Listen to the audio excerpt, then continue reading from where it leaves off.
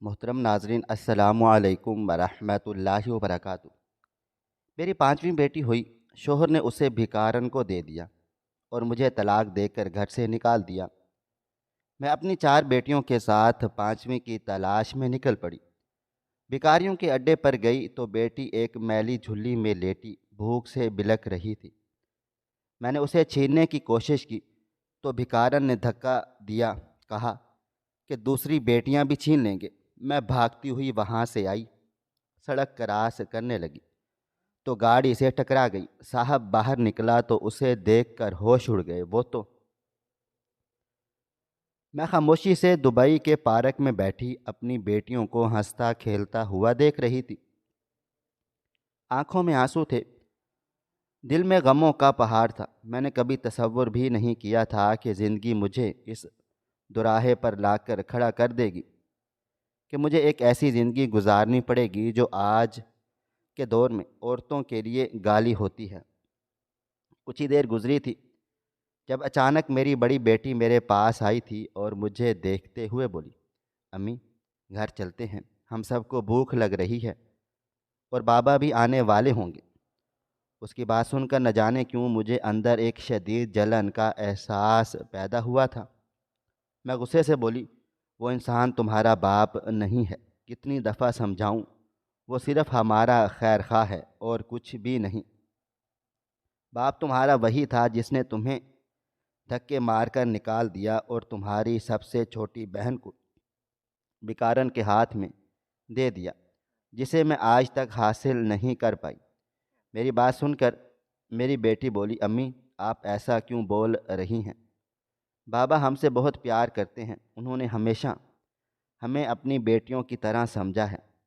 اگر وہ ہمارے حقیقی باپ نہیں تو اس کا مطلب یہ نہیں کہ وہ اپنا جملہ مکمل کرتی جب اچانک میں اپنی جگہ سے کھڑی ہوئی تھی اور اس کو دیکھتے ہوئے بولی، کتنی بار اپنی بات دہرانی ہوگی؟ مجھے جب کہہ دیا تو کہہ دیا، بالکل خاموش رہو، تم جاؤ ان تینوں کو بلا کر لاؤ، ہم لوگ گھر جا رہے ہیں۔ میری بات سن کر میری بچی سہم گئی، اس لیے خاموشی سے اپنی بہنوں کی طرف بڑھ گئی تھی۔ تھوڑی دیر کے بعد ہی ہم گھر کی طرف جا چکے تھے۔ ایک مختصر مسافت طے کر کے میں اس آدمی کے گھر پہنچ گئی تھی جو ہم لوگوں کا سب سے بڑا ہمدرد تھا۔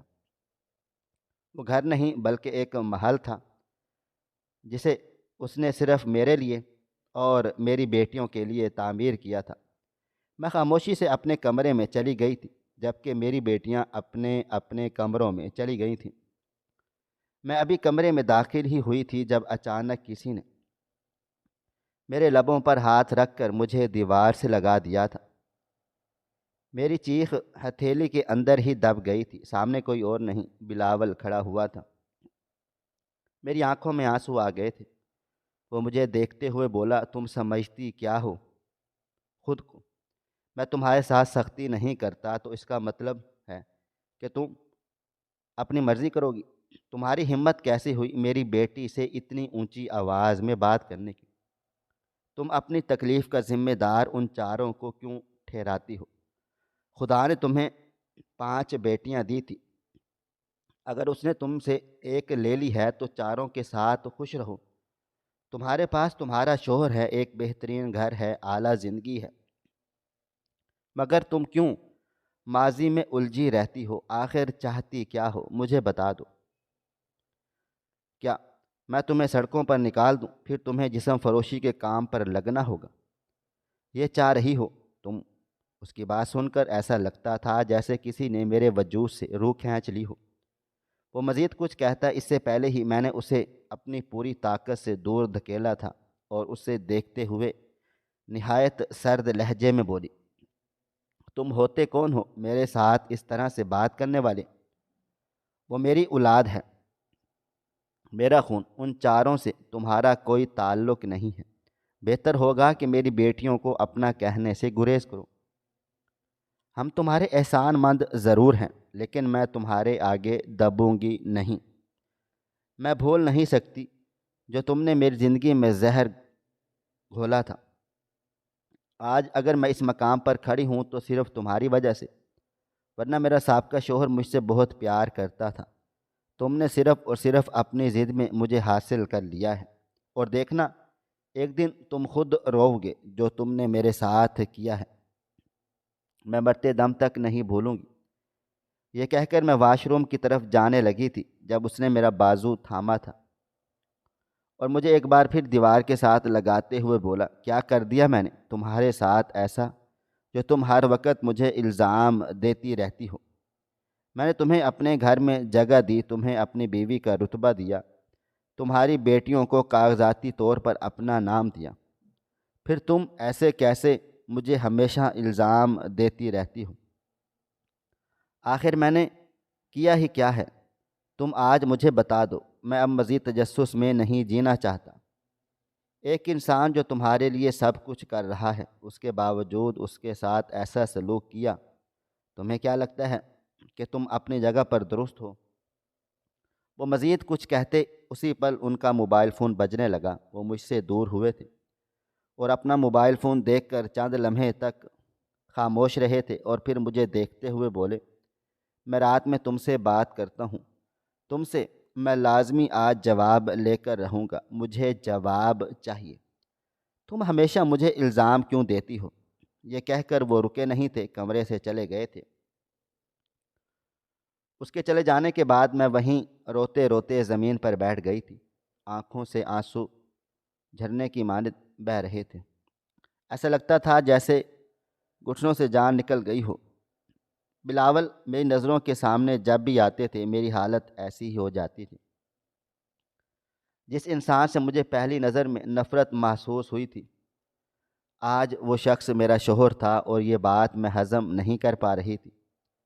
بے شک اس کی وجہ سے آج میری چاروں بیٹیاں اور میں پرسکون تھے، لیکن میری پانچویں بیٹی اس کی وجہ سے در بدر ہوئی تھی۔ میرا ہنستا کھیلتا گھر اسی کی وجہ سے اجڑ گیا تھا۔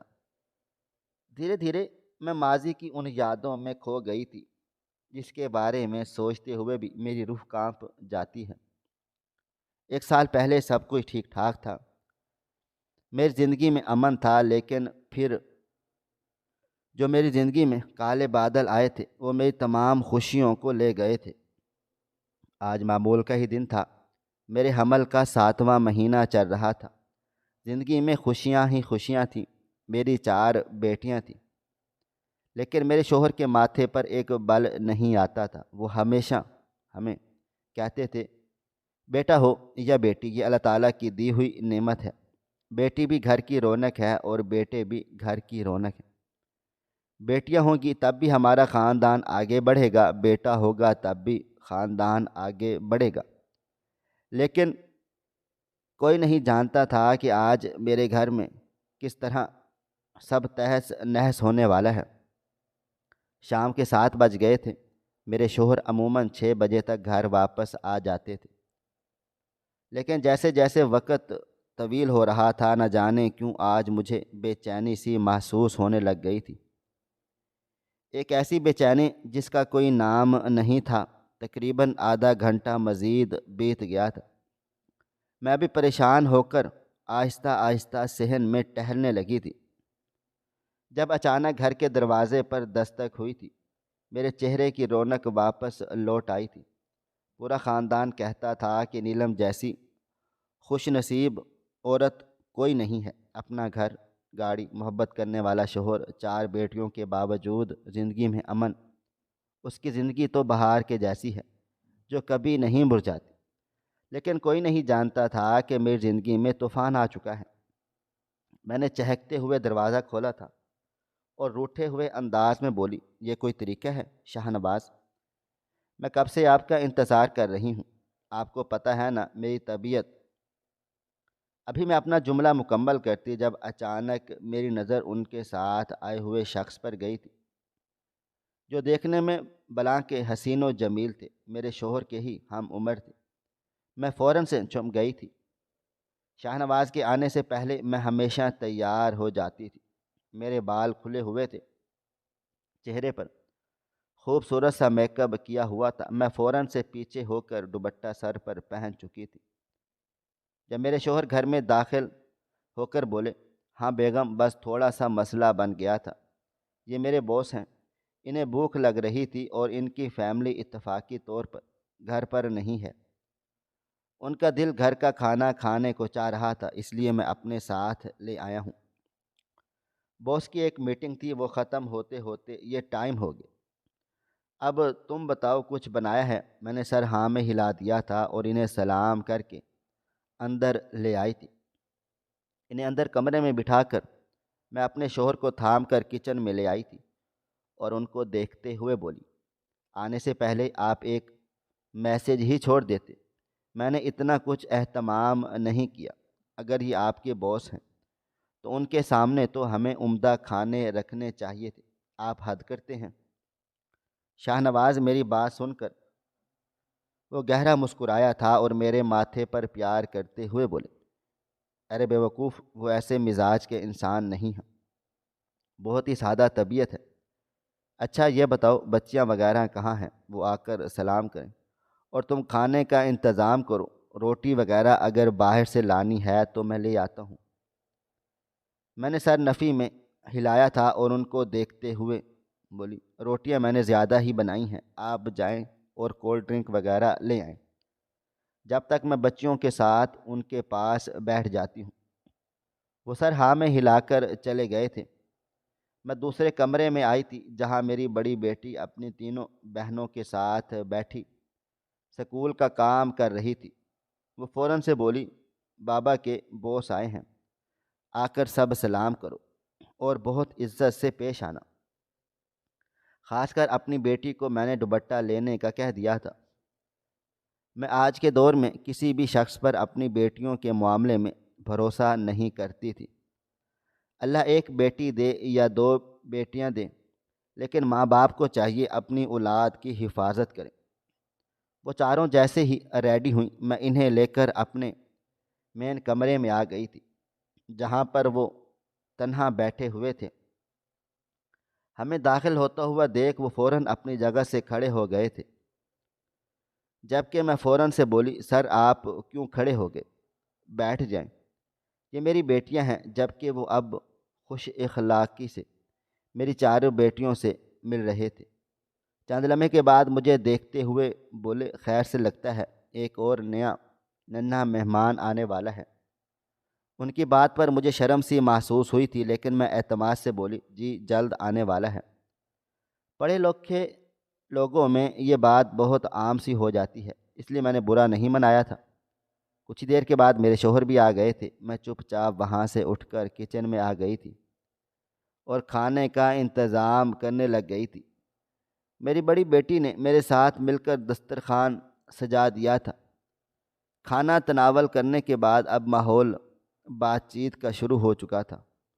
میرا دل چاہ رہا تھا کہ یہ شخص یہاں سے چلا جائے، پتہ نہیں کیوں، لیکن میرا دل بہت عجیب سا ہو رہا تھا، اور جب بھی میرا دل کسی انسان سے کھٹا ہونا شروع ہوتا تھا اس کے پیچھے کوئی نہ کوئی بات ضرور ہوتی تھی۔ اچانک ہی وہ میری بڑی بیٹی کو دیکھتے ہوئے بولے، میں نے سنا ہے اولاد مرد کے نصیب سے ہوتی ہے، لیکن کچھ قدم ایسے ہوتے ہیں جو انسان کی راہ میں رکاوٹ بن جاتے ہیں۔ میں کوئی بڑی بات نہیں کر رہا اور نہ ہی کوئی چھوٹی سوچ کا انسان ہوں، لیکن میں نے ایسا سنا ہے کہ پہلی اولاد کے بعد اگر بیٹا نہ ہو تو پہلی اولاد کا قصور ہوتا ہے، یعنی کہ آپ کی بیٹی وہ خوشیاں آپ کے گھر لائی ہی نہیں جو آپ کی فیملی کو مکمل کریں۔ ان کی بات سن کر ہم دونوں میاں بیوی کو سکتہ ہو گیا تھا۔ میرے شوہر بالکل خاموش ہو کر اپنے باس کو دیکھنے لگ گئے تھے۔ وہ مزید کچھ کہتے اس سے پہلے ہی میں بولی، سر آپ یہ کیسی بات کر رہے ہیں؟ اولاد اللہ تعالیٰ کی دین ہے، وہ مرد کا نصیب ہے یا عورت کا، یہ فیصلہ بھی اللہ تعالیٰ ہی کرے گا، اور ہم ہوتے کون ہیں کسی بھی شخص کو یہ الزام دینے والے کہ اس کے پیدا ہونے کے بعد بیٹا پیدا نہیں ہوا۔ آپ سوچ کو بدلیں ورنہ۔ ابھی میں اپنا جملہ مکمل کرتی جب اچانک وہ میری بات کاٹ کر بولے، بھابھی جی میں آپ کی بات سمجھ رہا ہوں، میں کسی کو الزام نہیں دے رہا، جو میں نے سنا وہ بتا دیا۔ خیر مجھے لگتا ہے کہ میں نے کوئی نامناسب بات کی ہے، اس لیے میں معذرت چاہتا ہوں۔ خیر آپ کی چاروں بیٹیاں بہت پیاری ہیں اور آپ بھی بہت اچھی انسان ہیں۔ مجھے آپ سب سے مل کر بہت زیادہ اچھا لگا۔ شاہ نواز: اب میں اجازت چاہتا ہوں۔ میرا بس نہیں چل رہا تھا کہ میں اس انسان کا ہاتھ پکڑ کر اپنے گھر سے نکال دوں، لیکن ابھی فی الحال مجھے ضبط کرنا تھا۔ وہ مہمان تھے، میرے شوہر کے باس تھے۔ میں ان کے ساتھ کوئی بھی ایسا جھگڑا نہیں کرنا چاہتی تھی جس کی وجہ سے میرے شوہر کی زندگی متاثر ہو۔ شاہ نواز اتنے خاموش ہو گئے تھے کہ ان کی بات کا جواب بھی نہیں دے پائے تھے۔ میں نے ان کے ہاتھ پر اپنا ہاتھ رکھا تو وہ بے اختیار ہوش میں چلے آئے تھے اور اپنے باس کو دیکھنے لگے تھے۔ وہ دوبارہ بولے: شاہ نواز، میں اجازت چاہتا ہوں، میرا یہاں ہونا اب ٹھیک نہیں ہے، کیونکہ آپ سب اب مجھ سے بیزار ہو رہے ہیں۔ میں نے تو بس ایک نارملی بات کی تھی، لیکن آپ کی بیوی کو اور آپ کو شاید بہت برا لگ گیا ہے۔ میں آج سے احتیاط کروں گا۔ یہ بول کر وہ کھڑے ہو گئے تھے۔ میرے شوہر نے اخلاقاً انہیں ٹھہرنے کی دعوت بھی دی تھی، لیکن وہ رکے نہیں تھے اور وہ چلے گئے تھے۔ ان کے جانے کے بعد میری بچیاں بھی خاموشی سے اپنے کمرے میں بند ہو گئی تھی۔ میرے شوہر بالکل چپ تھے۔ ان کی چپ نہ جانے کیوں مجھے گھبراہٹ میں مبتلا کر رہی تھی۔ میں ان کے برابر میں ہی بیٹھ گئی تھی اور ان کا ہاتھ تھام کر بولی: کیا ہوا؟ آپ اتنے پریشان کیوں نظر آ رہے ہیں؟ سب خیریت ہے؟ وہ بولے: میرے بس ایسے ہی دل و دماغ میں الجھن سی پیدا ہو رہی ہے۔ کیا واقعی عائشہ کے پیدا ہونے کے بعد ہماری فیملی مکمل نہیں ہو سکی؟ کیا واقعی پہلی اولاد کے ہاتھ میں دوسری اولادوں کا نصیب ہوتا ہے؟ میں فوراً سے بولی: یہ آپ کیسی باتیں کر رہے ہیں؟ آج سے پہلے نہ میں نے کہیں ایسا پڑھا ہے اور نہ ہی سنا ہے۔ میں نے تو صرف یہی پڑھا اور سنا ہے کہ مرد کے نصیب سے اولاد ہوتی ہے، اور اگر ہمارے گھر میں بیٹا پیدا ہو رہا ہے یا بیٹی پیدا ہو رہی ہے تو اس میں کیا غلط ہے؟ یہ تو اللہ تعالیٰ کی مخلوق ہے جسے پال کر ہمیں بڑا کرنا ہے۔ آج کے دور میں بیٹے بھی اپنے نہیں ہوتے۔ لوگ کہتے ہیں بیٹے بڑھاپے کا سہارا بنتے ہیں، لیکن کئی کیسز میں نے ایسا دیکھا ہے کہ بیٹیاں ماں باپ کا سہارا بن رہی ہوتی ہیں اور بیٹے ماں باپ کو پوچھتے تک نہیں ہیں۔ کیا آپ جانتے نہیں اس بات کو؟ میری بات سن کر وہ سر ہاں میں ہلا کر بولے: ہاں تو ٹھیک بول رہی ہے۔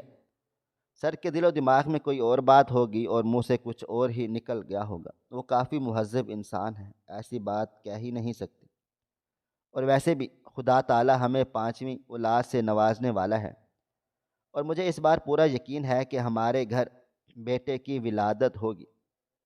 تم بھی دعا کرنا کہ ہمارے گھر بیٹا پیدا ہو جائے تاکہ میرا نام لینے والی نسل بھی ہو اور لوگوں کا منہ بھی بند ہو جائے۔ بلا وجہ میری بیٹیوں پر ہائے لگاتے رہتے ہیں۔ اپنے شوہر کی بات سن کر میرا دل ڈر گیا تھا۔ 2 دن پہلے ہی تو میں ہسپتال جینڈر ٹیسٹ کے لیے گئی تھی، اور جو ڈاکٹر نے مجھے کہا تھا اسے سن کر لمحے بھر کے لیے مجھے اداسی ہوئی تھی، لیکن اپنے شوہر کی وجہ سے میں مطمئن ہو گئی تھی کہ ہمارے گھر 5ویں بیٹی کے بعد بھی کوئی پریشانی نہیں ہوگی۔ لیکن آج ان کے منہ سے ایسے الفاظ سن کر ایسا لگتا تھا کہ جیسے میرے جسم سے جان نکل گئی ہو۔ میں نے سوچا بھی نہیں تھا کہ ان کے دل و دماغ میں یہ سب کچھ ہوگا۔ کچھ دیر تک وہ میرے ساتھ بیٹھے باتیں کرتے رہے تھے، جس کا جواب میں زیادہ سے زیادہ ہاں اور ہوں میں دے رہی تھی، اور پھر وہ خود آرام کی غرض سے اندر کو چلے گئے تھے۔ وقت کی رفتار نہ کبھی تھم سکی ہے اور نہ کبھی تھم پائے گی۔ 2 دن ایسے ہی بیت گئے۔ آج بھی معمول کا ہی دن تھا۔ میں نے کھانا وغیرہ تناول کر کے آرام کرنے لیٹ گئی تھی جب اچانک میرے شوہر میرے برابر میں بیٹھے تھے اور مجھے دیکھتے ہوئے بولے: نیلم، تو بول رہی تھی کہ ڈاکٹر کے پاس جینڈر ٹیسٹ کے لیے جانا ہے، تم کب تک جاؤ گی؟ ان کی بات سن کر ایسا لگتا تھا جیسے میرے دل کی دھڑکنیں رک گئی ہوں۔ میں فوراً سے اٹھ کر بیٹھ گئی اور ان کو دیکھتے ہوئے بولی: کیوں، یہ سوال آپ کیوں کر رہے ہیں؟ سب ٹھیک تو ہے نا؟ میری بات سن کر وہ بولے ہاں ہاں سب ٹھیک ٹھاک ہے، بس میں جاننا چاہتا تھا کہ ہمارے گھر بیٹا ہی ہو رہا ہے نا؟ کیونکہ مجھے اب تھوڑی بہت تیاریاں کرنی ہیں، اس کے لیے اتنے سال بیت گئے میں نے لڑکوں کی شاپنگ ہی نہیں کی۔ میرا بیٹا ہوگا تو میں اس کے لیے کئی طرح کی پینٹ شرٹ خریدوں گا، اس کے لیے سائیکل لوں گا اور اس کے لیے گھر بھی خریدوں گا۔ میں اس کو ایک بہترین زندگی دوں گا، اچھے سکول میں تعلیم دلواؤں گا۔ جو جو ارمان میرے دل میں بیٹے کو لے کر ہیں سب کے سب پورے کروں گا۔ تمہیں پتہ ہے آج باس کیا بول رہے تھے؟ وہ کہہ رہے تھے کہ اپنی بیوی کو کہو وہ دعا کرے، بے شک اولاد مرد کے نصیب سے ہوتی ہے، لیکن اگر تمہاری بیوی کو چاہی نہیں پیدا ہوگی کہ اس کے گھر بیٹا ہو تو کیسے ممکن ہے؟ تو تمہارے دل میں خواہش نہیں آتی کہ ہمارے گھر بھی بیٹا ہو؟ ان کی بات سن کر میں فوراً سے بولی کیا ہو گیا ہے آپ کو؟ بیٹا اور بیٹی لگایا ہوا ہے، آپ تو خود کہتے ہیں نا اللہ تعالیٰ کی طرف سے بھیجی ہوئی رحمت اور نعمت ہر انسان کو قبول کرنی چاہیے۔ اگر ہمارے گھر پانچویں بھی بیٹی ہو گئی تو ابھی میں اپنا جملہ مکمل کرتی کہ جب وہ میرا ہاتھ تھام کر بولے پاگل ہو گئی ہو، اس طرح کی بات کر رہی ہو، خدا نہ کرے کہ اب ہمارے گھر پانچویں بیٹی پیدا ہو۔ میں تمہیں بتا رہا ہوں نیلم، بے شک تمہیں برا لگے لیکن میں اس بار بیٹا ہی چاہتا ہوں۔ پانچویں بیٹی کا میں نے کیا کروں گا؟ کم از کم ایک بیٹا تو ہو جو میرے بڑھاپے کا سہارا بنے، جو مجھے سمجھے۔ تو تم بہت عجیب باتیں کر رہی ہو۔ تمہیں پتہ ہے میرے باس نے شادی کیوں نہیں کی؟ ان کا کہنا تھا کہ اگر میری شادی ہو گئی اور میرے گھر بیٹیاں پیدا ہو گئی تو میں کیسے معاشرے میں ان کو سنبھالوں گا؟ اور اب تو میں بھی سوچنے لگا ہوں کہ یہ چاروں جب بڑی ہو جائیں گی تو میں کیسے ان کی حفاظت کروں گا؟ اگر میرا بیٹا ہوگا تو میرا سہارا بن جائے گا، وہ اپنی بہنوں کی دیکھ بھال کر سکتا ہے۔ ہر بہن کا ایک محافظ ہونا چاہیے۔ میں فوراً سے بولی جب سے آپ کے باس آپ کی زندگی میں دخل دینے لگے ہیں شاہ نواز، آپ کا دماغ خراب ہو گیا ہے، آپ ان سے دور رہیں۔ وہ انسان مجھے بالکل بھی پسند نہیں ہے، وہ ہماری ہنستی کھیلتی زندگی میں آگ لگا رہے ہیں اور آپ کو ذرا علم بھی نہیں ہو رہا۔ میری بات سن کر وہ فوراً سے بولے تم الٹی سیدھی باتیں مت کیا کرو، باس بہت اچھے ہیں، انہوں نے کوئی آگ نہیں لگائی بلکہ انہوں نے میرا دماغ بیدار کیا ہے۔ اور ہاں تمہیں ایک بات بتانی تھی کہ ہم دونوں کل ان کی پارٹی میں جائیں گے، انہوں نے تمہیں اسپیشلی دعوت دی ہے، ٹھیک ہے؟ میں فوراً سے بولی مجھے کہیں بھی نہیں جانا اور خاص کر اس انسان کی پارٹی میں تو کسی قیمت پر نہیں جانا۔ وہ انسان میرے شوہر کے دماغ میں الٹی سیدھی باتیں ڈال رہا ہے۔ آج سے پہلے تو کبھی آپ نے بیٹے کی اتنی خواہش نہیں جتائی، کبھی اس طرح سے بات چیت نہیں کی، پھر آپ کو آج کیا ہو گیا ہے؟ آپ کو تو بیٹیاں بھی پسند تھیں اور بیٹے بھی پسند تھے، ایسے کیسے آپ مجھے بول سکتے ہیں؟ میرے ہاتھ میں کیسے ہو سکتا ہے کہ میں بیٹا ہی پیدا کروں؟ عورت کے چاہنے یا نہ چاہنے سے کچھ نہیں ہوتا، یہ سب اللہ تعالیٰ کی طرف سے ہوتا ہے، یہ بات آپ کو سمجھنی ہوگی۔ جب اچانک میرے شوہر درستگی سے اپنی جگہ سے کھڑے ہوئے اور مجھے دیکھتے ہوئے چلا کر بولے چپ ہو جاؤ، تم کیا بیٹی بیٹی لگایا ہوا ہے تم نے؟ میرے گھر بیٹا ہی پیدا ہوگا، بس بہت ہو گیا۔ اگر میرے گھر بیٹی پیدا ہوئی تو اپنے دل و دماغ میں یہ بات بٹھا لو میں تمہیں اس گھر میں رہنے نہیں دوں گا، بس بہت ہو گیا۔ کئی سالوں سے اپنے دل میں یہ بات لے کر بیٹھا ہوا ہوں۔ میری اماں نے کتنا سمجھایا ہے کہ میں اب دوسری شادی کر لوں، لیکن میں نے نہیں کی، مگر اب میں کروں گا اگر میرے گھر بیٹا پیدا نہیں ہوا، اور وہ پانچویں بیٹی میں کسی قیمت پر قبول نہیں کروں گا، بس طے ہو چکا ہے۔ یہ کہہ کر وہ ٹھہرے نہیں تھے اور کمرے سے چلے گئے تھے، جبکہ میں سر جھکائے گھٹ گھٹ کر رونے لگ گئی تھی۔ مجھے بالکل بھی اندازہ نہیں تھا کہ ایک انسان کی دخل اندازی ہمارے گھر میں اتنا بڑا طوفان کھڑا کر دے گی۔ مجھے معلوم تھا کہ میرے شوہر کے دل میں بیٹے کی خواہش ہے، لیکن میں کیا کر سکتی تھی سوائے دعا کے؟ میرے ہاتھ میں کچھ بھی نہیں تھا۔ کافی دیر تک میں روتی رہی تھی، اور کب روتے روتے سوئی مجھے کچھ پتہ نہیں چلا تھا۔ اگلی صبح کا سورج پوری آب و تاب سے روشن ہوا تھا۔ میری آنکھ صبح 10 بجے کھل گئی تھی۔ میں فوراً سے ہڑبڑا کر اٹھی تھی، کیونکہ میرے شوہر صبح 8 بجے آفس کے لیے نکلتے تھے۔ میں ابھی بستر سے نکلتی جب میری بڑی بیٹی کمرے میں داخل ہوئی تھی اور مجھے دیکھ کر بولی، امی آپ آرام کریں، میں نے بابا جان کو ناشتہ کرا کر بھیج دیا ہے۔ لیکن امی، وہ کافی غصے میں تھے، تینوں کو بہت ڈانٹا، میری طرف تو دیکھ بھی نہیں رہے تھے۔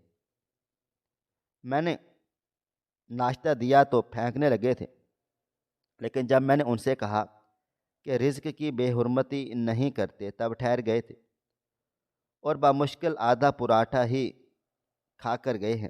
آپ کی اور بابا جان کی لڑائی ہوئی ہے کیا؟ رات کو آپ لوگوں کے کمرے سے بھی آوازیں آ رہی تھی، سب ٹھیک تو ہے نا؟ میری بڑی بیٹی 14 سال کی تھی۔ عموماً اس عمر میں لڑکیاں اپنے بچپنے میں ہی ہوتی ہیں، لیکن میری بڑی بیٹی بہت پہلے ہی سمجھدار ہو گئی تھی۔ میں اپنی تینوں بہنوں کا خیال رکھنا، انہیں سمیٹ کر رکھنا، انہیں ادب و احترام آداب سکھانا، میں حیران ہو جاتی تھی کہ اتنی کم عمری میں اتنی سمجھ کہاں سے آ گئی۔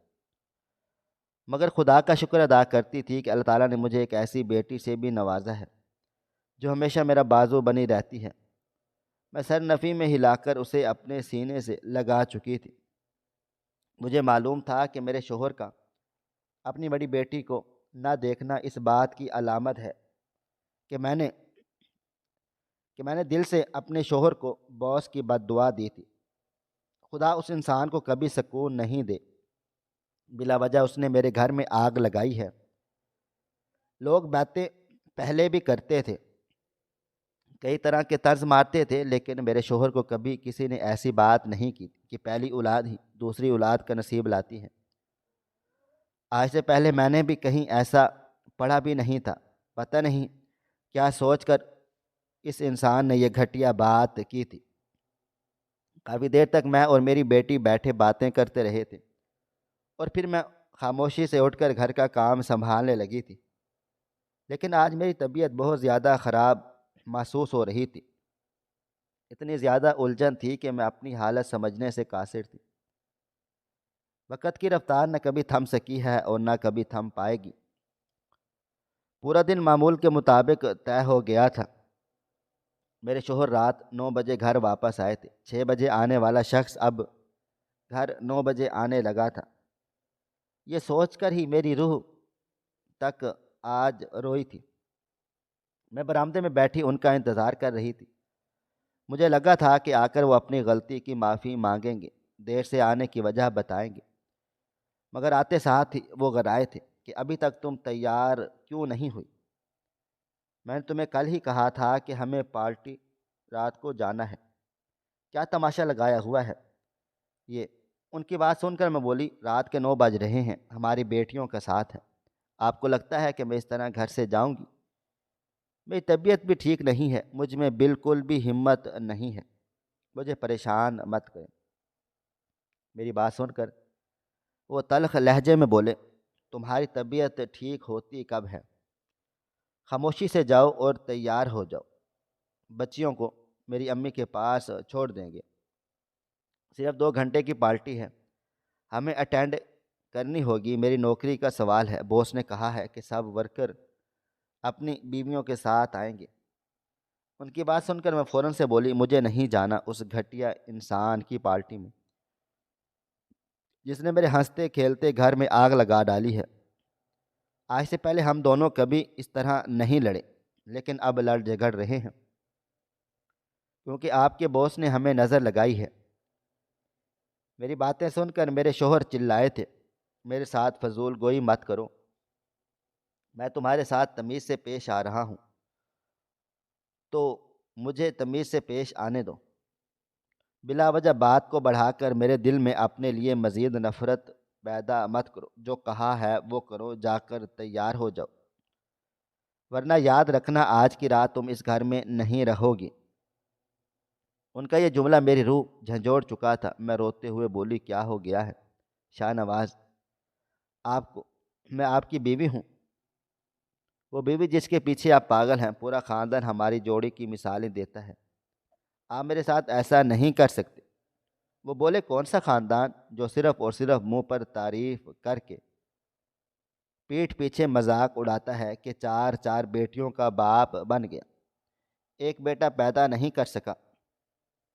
میرے ساتھ زبان چلانے کی ضرورت نہیں ہے، جاؤ ورنہ میں بہت بری طرح سے پیش آؤں گا۔ ان کو اتنے درشت انداز میں دیکھ کر میں کافی گھبرا سی گئی تھی، اس لیے خاموشی سے سب کچھ بھلائے تیار ہونے چلی گئی تھی۔ میں نے روتے روتے میک اپ کیا تھا، ایسا لگتا تھا کہ مجھے ایک ربوٹ کی مانند استعمال کیا جا رہا ہے۔ جو کہہ رہا ہے وہ کرو، نہیں کرو گے تو نقصان اٹھاؤ گے۔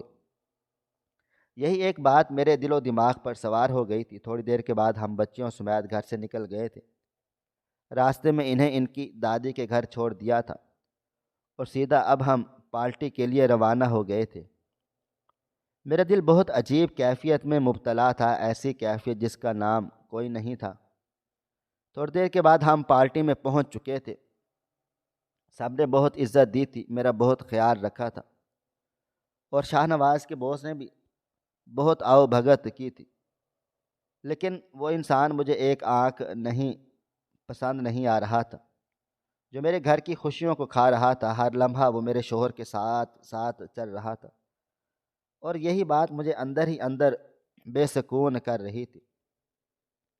وقت کی رفتار نہ کبھی تھم سکی ہے اور نہ کبھی تھم پائے گی۔ ہماری واپسی ان کے گھر سے رات 12 بجے ہوئی تھی۔ بچیوں کو ان کے گھر سے لیتے لیتے ہمیں 1 ہی بج گیا تھا۔ میری ساس نے دبے لفظوں میں مجھے خوب ڈانٹا تھا کہ اس حالت میں رات دیر تک باہر نہیں رہتے، لیکن میں کیا کرتی؟ اپنے شوہر کے ہاتھوں بہت زیادہ مجبور ہو گئی تھی۔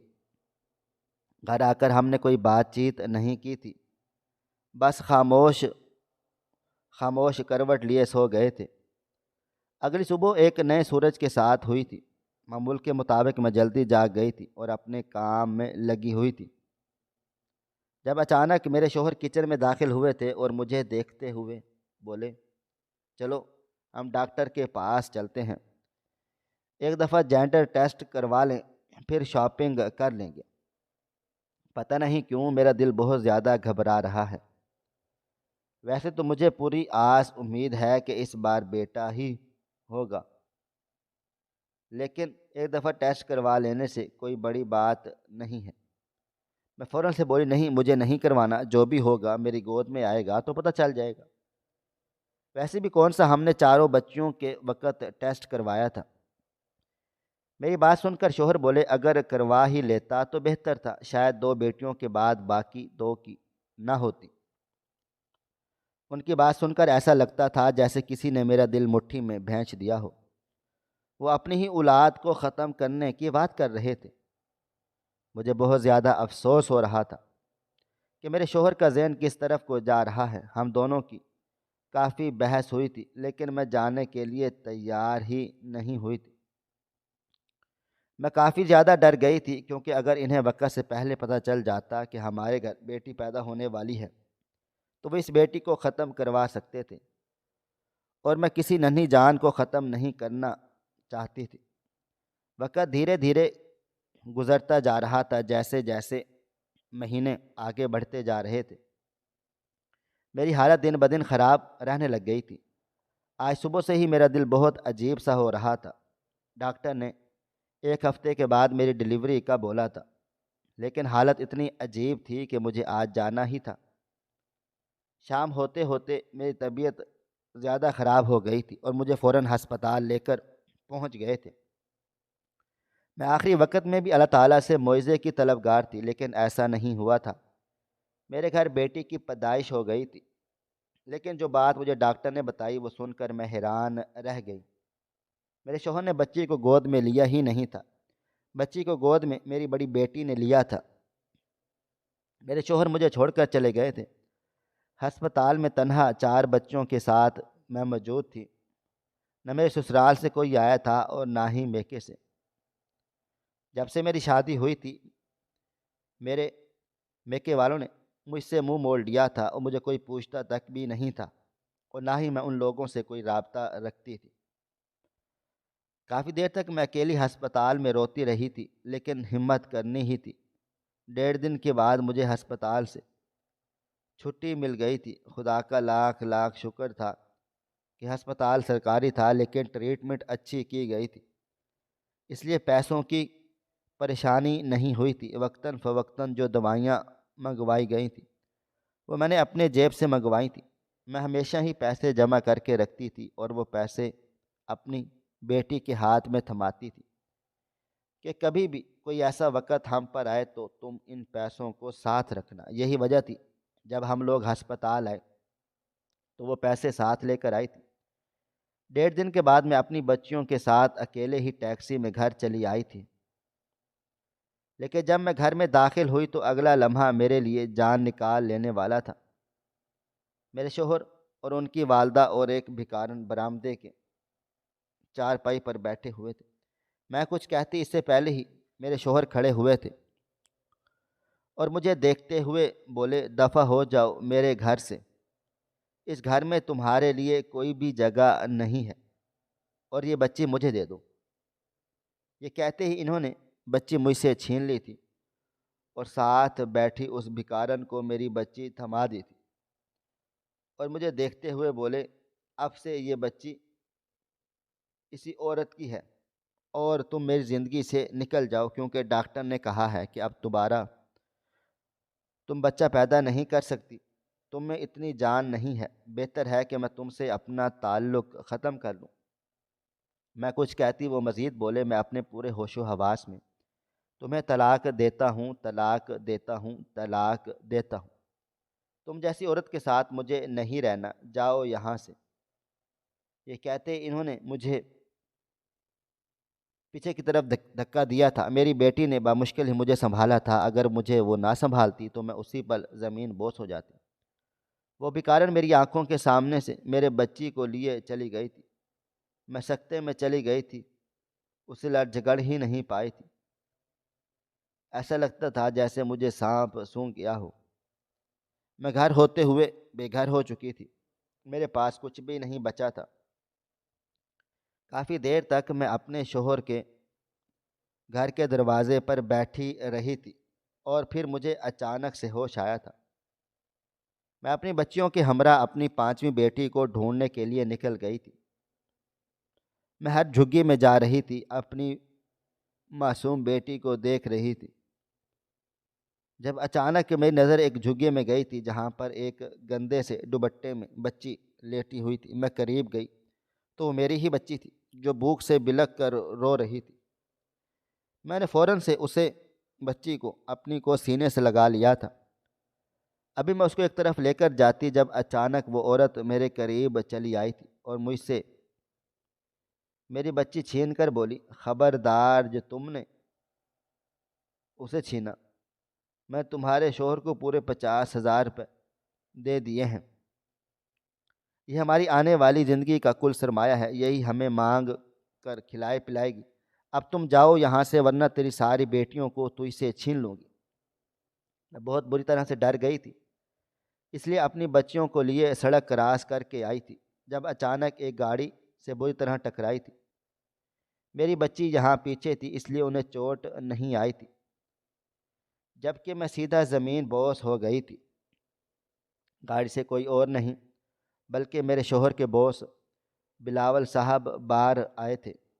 انہیں دیکھ کر میری روح تک کانپ گئی تھی جب اچانک انہوں نے میری بچیوں کو سنبھالا تھا، مجھے اٹھایا تھا اور اپنی گاڑی میں بٹھایا اپنے گھر لے آئے تھے۔ اس دن ہمارے درمیان کوئی بات چیت نہیں ہوئی تھی، میں نے پوری عدت ان کے گھر ہی گزاری تھی، اور پھر وہ ہمیں پاکستان سے دبئی لے آئے تھے۔ ان کا کہنا تھا کہ فی الحال آپ لوگ پاکستان چھوڑ دیں۔ میں آنے کے لیے رضامند نہیں تھی، لیکن ان کے اتنے ضد کرنے پر راضی ہو گئی تھی۔ یہاں آنے کے بعد انہوں نے مجھے نکاح کی کئی دفعہ پیشکش کی تھی، لیکن میں نے ہر بار انکار کر دیا تھا۔ مگر مجھے ہمیشہ سے ایک خیال ستاتا تھا، کیا میں کوئی بازارو عورت ہوں جو نکاح کے بغیر ان کے ساتھ رہوں؟ 2 مہینے کے بعد میں نے ان سے نکاح کر لیا تھا، مگر آج تک ہم دونوں کے درمیان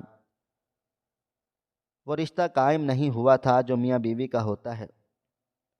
میں ہر وقت ان کو قصوروار ٹھہراتی رہتی تھی، اور میرے نزدیک وہی سب سے بڑے مجرم تھے جس نے میری زندگی کو بیٹھے بیٹھے تباہ و برباد کر دیا تھا۔ میں اب ہوش کی دنیا میں واپس لوٹ آئی تھی۔ ماضی کے خیالوں میں جب بھی میں جاتی تھی، میرے چہرے ہمیشہ آنسوؤں سے تر ہو جاتا تھا۔ وقت دھیرے دھیرے گزرتا چلا جا رہا تھا، پورا دن معمول کے مطابق بیت گیا تھا۔ رات 9 بجے میں اپنے کمرے میں بیٹھی ہوئی تھی جب کمرے کا دروازہ کھلا تھا اور میرے شوہر اندر داخل ہوئے تھے۔ ان کے ہاتھ میں بچے کا بستر تھا۔ میں اپنی جگہ سے کھڑی ہو گئی تھی جب وہ میرے قریب چلے آئے تھے اور وہ بستر میری طرف بڑھاتے ہوئے بولے، تمہاری بیٹی زمل واپس آ گئی ہے۔ میں نے اپنی بچی کی طرف نظریں گھمائی تو لمحے بھر کے لیے میں اپنی جگہ پر بالکل ساکت ہو گئی تھی۔ سانس لینا جیسے بھول چکی تھی۔ میں حیران ہو کر اب بلاول کی طرف دیکھنے لگ گئی تھی۔ میں کچھ کہتی اس سے پہلے ہی وہ میرے قدموں میں بیٹھ گیا تھا اور میرے آگے ہاتھ جوڑ کر بولا، میں بہت زیادہ شرمندہ ہوں۔ مجھے نہیں پتا تھا کہ میں تمہاری خوشیوں کا قاتل بن جاؤں گا۔ انسان کو لفظوں کا چناؤ ہمیشہ بہتر کرنا چاہیے۔ اگر آپ اپنے لفظوں کا چناؤ بہتر نہیں کر سکے تو آپ کچھ حاصل نہیں کر پاؤ گے۔ مجھے تمہارے شوہر سے وہ الٹی باتیں نہیں کہنی چاہیے تھی۔ اگر میں خود کو روک لیتا تو آج تمہاری زندگی ایسے برباد نہیں ہوتی۔